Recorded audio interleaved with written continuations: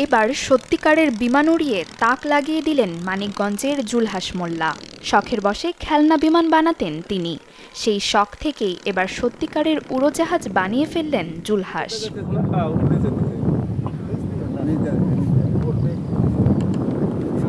ইলেকট্রিশিয়ানের কাজের পাশাপাশি ৪ বছর ধরে তিনি বিমান তৈরির চেষ্টা চালাচ্ছিলেন। অবশেষে মিলল সফলতা। কোনো প্রশিক্ষণ ছাড়াই নিজেই ড্রাইভ করে আকাশে উড়িয়েছেন নিজের তৈরি বিমানটি।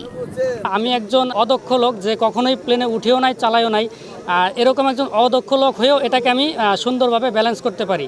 তো তাহলে বোঝা যাচ্ছে যে এটার ব্যালেন্স কতটা সুন্দর। আর এরকম ব্যালেন্স দিয়ে যদি আমি এটাকে বড় করে তৈরি করি, সেটা দিয়ে পাইলটের প্রশিক্ষণ নেওয়া অবশ্যই সম্ভব। তো তারপরে সেটাকে যদি আরও ডেভেলপ করা যায়, সেটা কমার্শিয়ালে নেওয়াও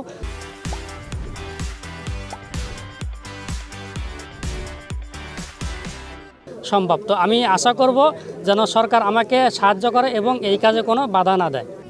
জুলহাসের তৈরি এই বিমানটি ৫০ ফুট উঁচুতে উঠতে পারে।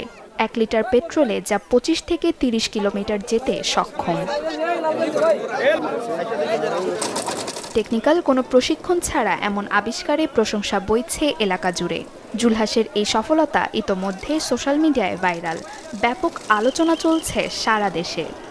তার উদ্ভাবন বলতে গেলে বিশ্ব তাক লাগিয়ে দিয়েছে যে বাংলাদেশের তৈরি প্লেন এখন আকাশে উড্ডয়ন করছে। তিনি এটা তৈরি করতে আমাদের জাফরগঞ্জের এটা একটা গর্ব, কারণ এর আগে জাফরগঞ্জে কেউ এটা তৈরি করে নাই, তিনি ফার্স্ট।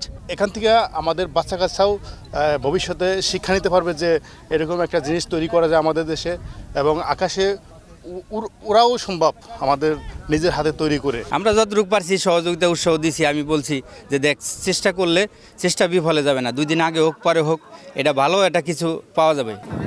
এই প্রযুক্তি বিকাশে জুলহাসকে প্রণোদনা ও সরকারি সহায়তার আশ্বাস জেলা প্রশাসকের। আমার কাছে মনে হয় উনি যথেষ্ট এই লাইনে অভিজ্ঞ, পড়াশোনা করছে, শিক্ষিত আছে, ওনার আইন কানুন সম্পর্কে অভিজ্ঞতা আছে, সেফটি মেজার সম্পর্কে অভিজ্ঞতা আছে। আমরা আমাদের আইনের আওতায় থেকে আমাদের যতটুকু সহযোগিতা করার দরকার আমরা ইনশাল্লাহ করব। এই বিমানের যন্ত্রপাতি সহ অন্যান্য কাজে গেল 4 বছরে জুলহাসের খরচ হয়েছে 8 থেকে 10 লাখ টাকা। জুলহাসের এই সফলতা কতটা কাজে লাগাতে পারবে দেশ, এই প্রশ্ন এখন সবার। Desk report, channel 24।